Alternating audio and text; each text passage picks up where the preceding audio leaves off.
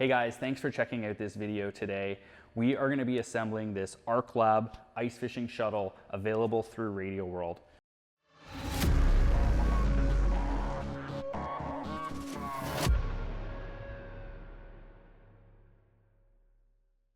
I'll go over some of the tools that you'll require for this. It's just basic hand tools that most people will have. So we need wire cutters and strippers, wire crimpers, 6mm, 3/32 and 5/32 Allen key or hex socket, like these hex T sockets that we have. You're gonna need a number 2 Phillips screwdriver, a socket drive with an extension, and either a 6mm or 11/32 socket. The wrenches we're gonna use are 1/2 inch, 7/16, 3/8, and 11/32. Now, you could also use some pliers. Our wire strippers doubled as pliers to hold some nuts, which you'll see as we go. The 3M pad, if you install that on the bottom of the battery, it's going to be basically a permanent installation. So if you do think you're going to need to take the battery out, you may want to skip this step of putting this in. I'm actually not going to put it in today. I'm just going to use the strap. If you are going to use the 3M pad, you can just go ahead and put that right there, stick it down, ensure your battery placement is good. And you will also, when you get this front faceplate on, want to make sure that you do have clearance here. So if we were to set it all the way over, it's going to block this hole where our switch is going to be. So you definitely don't want to do that. We'll go through the top side, pull it in, and then come out the hole right below it, just like that. Might have to push the battery up just a little bit in this case because it does come right there. Go in that second hole, come out the top one. Get that strap nice and tight, and then pull the strap back on itself. So second step is going to be flipping this guy around, and we're going to go ahead and mount the GLS10 module now, so we'll get that hardware kit out. There are a couple different hole patterns on here depending on what brand you have. This one is the Garmin that we're doing. So we are just going to identify those holes we need. So it's going to be these ones here. What I like to do is just pass the bolt through, take our washer and nut on the other side, just get those started. I find it easiest if you do diagonal to start this out. And then once we have those in there, we can get our module in place.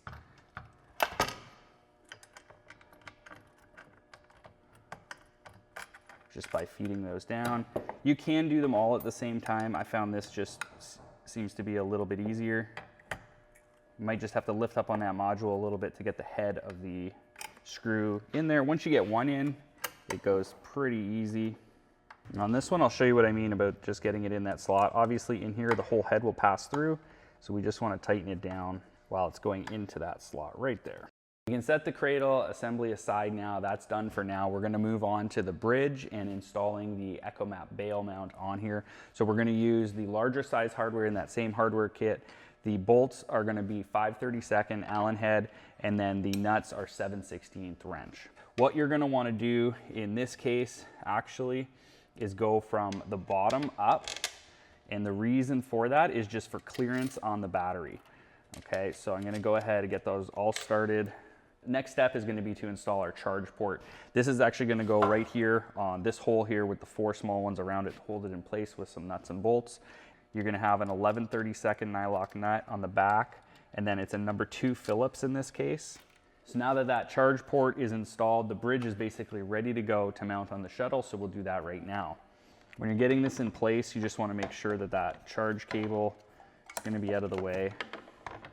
And then just making sure you have clearance here with the battery. You can tuck that charge port in there. We'll clean up all the wiring once we get the hardware assembled. So I've gone ahead, laid that shuttle on the module on the back here. The bridge is not attached yet, so just be careful when you're doing this. You can take the flush mount screws. There's slots in the bottom here, so it is a little bit adjustable, and then holes in the bridge, and then you can just start assembling that. I haven't tightened any of these yet. There is a little bit of play here, and you do need that play to get all the bolts in. If you did tighten everything down and then go to your last one, it's not centered up properly, it may not go in all that easily. And then we have 4 on the back here, which is basically the same type of scenario. So I'll grab our next 4, just gonna ensure our holes are lined up. And actually with these ones, it's best to start with the bottom ones, just because they will be the trickiest, and then that way there's nothing in the way. So the way I'm gonna do these ones, just with a pair of pliers to hold my nut. Get my screw in there. The top ones here are definitely easier because you can get access right from the top here. We've got all the wiring ready to go now. First, what we're gonna do actually is just do the front faceplate. We're gonna put the switch on that, so I'll show you how to do that quickly here. So on your switch, just basically gonna go ahead, unscrew that guy, insert the switch into the hole. There is writing on it, so just make sure it's up the right way. And then put the nut on the back. So basically taking our negative, just feeding it up through the back here. And then on the front, we are gonna attach the positive, and you should always attach the positive first, not the negative. This can also be done prior to putting the bridge on, so it will definitely make that a little bit easier. Then I'm gonna wanna run those two cables up to the top like this. The negative with the blue, I'm gonna feed that out here because that's gonna be going to our switch. So just kind of keep that in that area. And then we can attach the charge port on here. All right, so now on the Garmin cable, we're gonna take our short cable, red cable here from the Arclab kit. I like to just slide this tubing on the Garmin connector forward just to give us a nice waterproof connection there. So that's that. We're gonna do the same for the negative on the cable so that you can kind of pass up through the back here.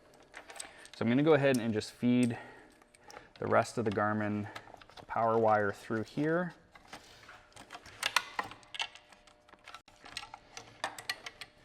Okay, and we'll just tuck everything else back into place so it's kind of neat and out of the way. Your 2-wire is for your black box, your module. So that one I like to bring out through here, and then you can attach that into the black box. This is gonna be for your Echo Map connector, so we'll just keep that out of the way for now. And then the last step is just wiring in our switch. So on the switch, we're gonna take our Garmin power cable, the one that's attached to the factory Garmin power cable, push that one on, and just make sure you get a click like that, nice positive click. The one with the fuse connector on it is going to go to our middle terminal here. Okay, nice positive click there as well. So if you did attach your negative terminal to the battery first, you can remove that just to get a little extra slack for this guy. And that guy obviously goes on the bottom. It is the one labeled as negative. And then the final step in installing the shuttle is just these two machine screws down here. So I'll do that now. And this is slotted, so it is adjustable, so you can get that to sit really nice. So we're gonna install our cable management piece now. This will go on these two bolt holes right here, just on the back, just like so. So in our hardware kit, we've got 2 Phillips screws and then 2 3/8 nuts. We'll use those to install this. I'm gonna put the screws through first, and then we'll have the nuts on the back side. While we're back here, we'll go ahead and feed our network cable through, and then bringing that to the front side, we're gonna have our Echo Map power cable and network cable, which we can now attach to the cradle that holds the unit. So on the unit, you may have 2 network ports. It doesn't matter which one you use. Whatever's easier, I'm gonna just try and use these 2. Here are all the components you're gonna have for the pole. Then here's our tripod assembly. So we're basically gonna attach these pieces on here with the nuts, bolts, and washers. This collar will then attach on here. This is the part that pivots to allow you to spin it around. So we'll go ahead and assemble this now. All right, so we'll go ahead with our Phillips. This is the number 2 again. Then we got a 3/8 drive on the back there. You're gonna wanna get these to where you're kind of just around that point. They almost like lock into place when they're down and up. I'll have to remove that just to make this a little bit easier. Okay, so we'll take our pole, can then slide it in like so, and then just tighten down that depth collar. And now when that's in our hole, we're able to spin our Livescope transducer really nicely. So we're gonna go ahead, take our Livescope transducer, just kind of get it in place, make sure everything's good there. We're gonna take our selector disc, which is what's gonna go on here, and allow us that ratchet just like we would get on a factory mount. We'll take our 3M adhesive pad here, just get that on there. You can trim the excess, which is what I'm gonna have to do here in this case. Align it into place here, and then just give that a good press. Then our transducer can go in just like so, and just feed that bolt through. Okay, and we'll put our nut on the other end. So 1/2 inch wrench on the nut, 6 mil hex up top here.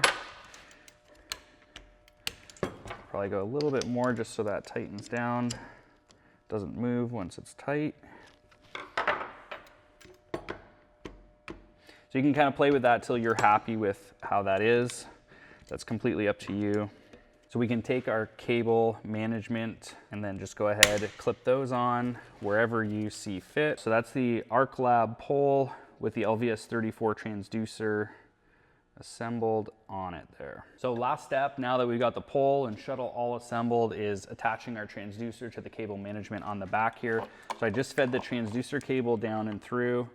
Just gonna make sure that lines up with the keyway. Okay, and once it's in, you can tighten that down.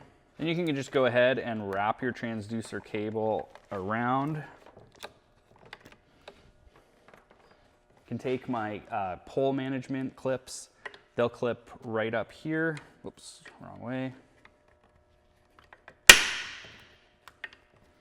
You can slide those into position where you like. You can grab your Arclab pole. All right, so now that we've got everything all assembled, we're ready to go. There's one last thing we haven't talked about, and that is the charging system and how that all works. So basically, the charger that it's gonna come with is gonna have alligator clips on it, but we did provide you with this trailer connector, which will then plug into the side here. All we have to do is cut the connector, match them up, and splice this in. Obviously, you just wanna make sure your charger is not plugged in while you're doing this. I like to leave a little bit of slack there. You just cut your cable and then strip it back just like you would anything else. Do the same here. Now, we're not supplying connectors for this because there are a lot of different options. In our case, all I'm gonna do is some butt connectors. I'll show you how to do that.